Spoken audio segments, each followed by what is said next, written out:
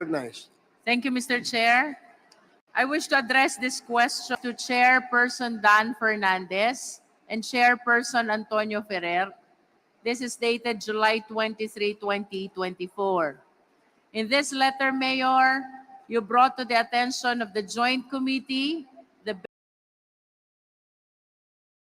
malicious accusations that are being imputed against profiting from POGO operations, allegedly receiving 5 million pesos monthly, owning luxurious cars and mansions. All of this. Yes, please respond, Mayor Kapil.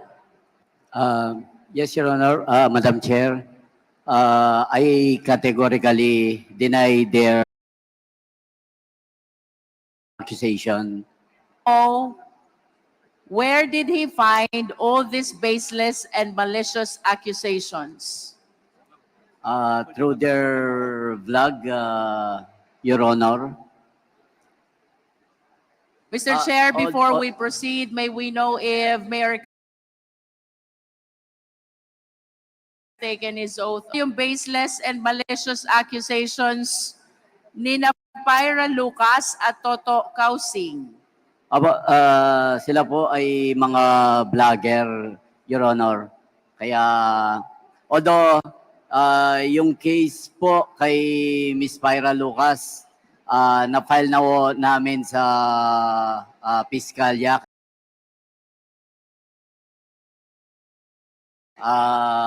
According to my lawyer, may Distance of the allegation as contained in your letter. We will not be commenting on the judicial proceedings that are pending before the court. The one you said, sub judice. If I may proceed, Mr. Chair, I remember that because of this letter, we moved to invite Pyra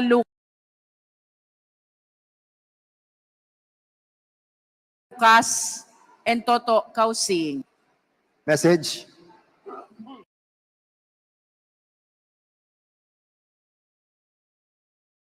That's Pyra Luca and Toto. Si ano po ba? Si Ma'am, kayo muna o si Toto Kausing?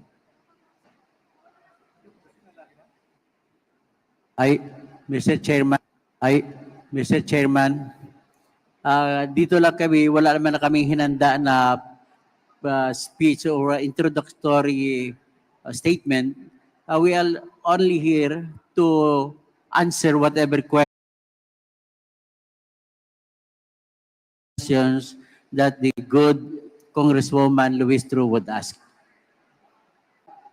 yung isa 2015 at meron po silang business permit sa amin sa munisipyo, but they insisted na sa akin daw po yon, kaya wala pong katotohanan yon, Your Honor. Sir, can you reply on that? Ako po ba, sir?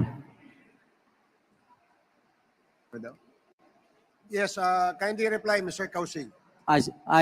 Chairman, hindi ko lang maintindihan kung ano alin ang tatanong yung tungkol sa dalawang issue kasi dito eh. Yung issue tungkol doon sa 5 million a month daw at saka yung issue tungkol sa dalawang condotel. So alin ang una pong ano? Kasi sinasabi niya po na baseless. Ngayon, kung ang opinion ko sa dalawa sa akusasyon niya una, sa 5 million a month, wala po akong sinabi sa vlog ko na 5 million a month.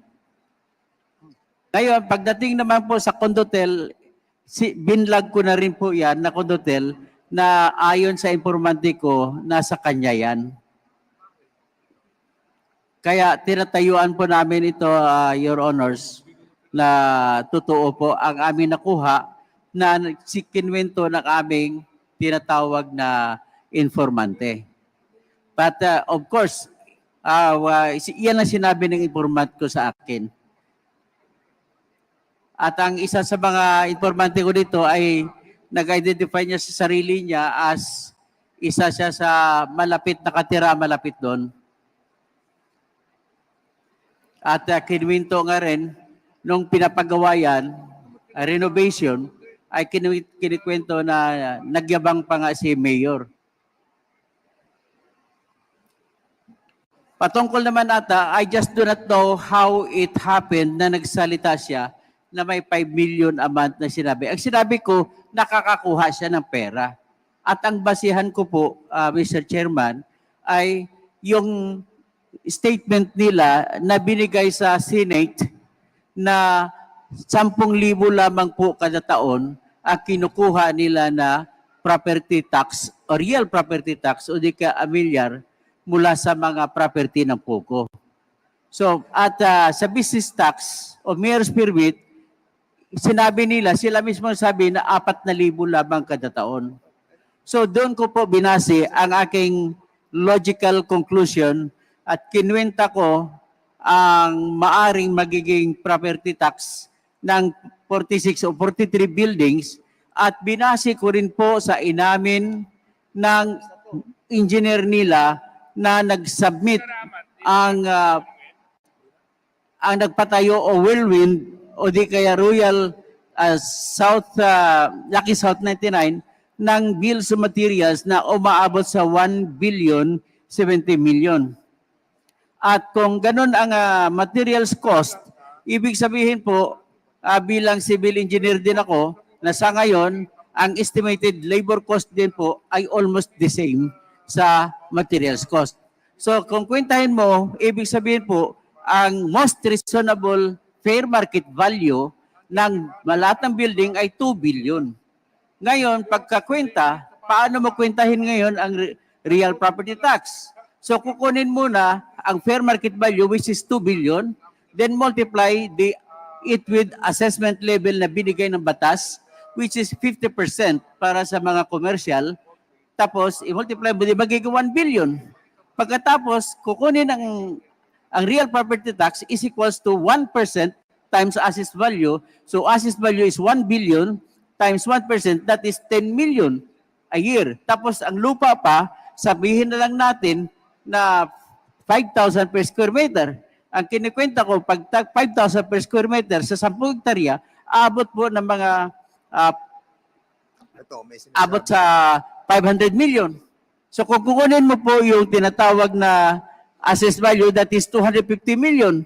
At kung kwentahin mo po yung real property tax niya based on assessed value, which is 1%, that is also 2,500,000. So if that is so, ang tinatago na pera mula sana sa property tax at saka sa business taxes ay umaabot mahigit 12 billion. Yun lang po ang sinabi ko po. Okay, Mr. Chairman, kasi may nabasa ako dito from Mayor Capili, that Mayor JBC Capili has a house and lot worth 50 million near the Porac Pogo site. Saan galing tong statement na to? Sa kanila po, nung una yun yung claim nila. Kaya sinabi ko, pag may nakita sila na bahay ko kahit worth 1 million lang sa kanila na, pero wala naman silang nakita.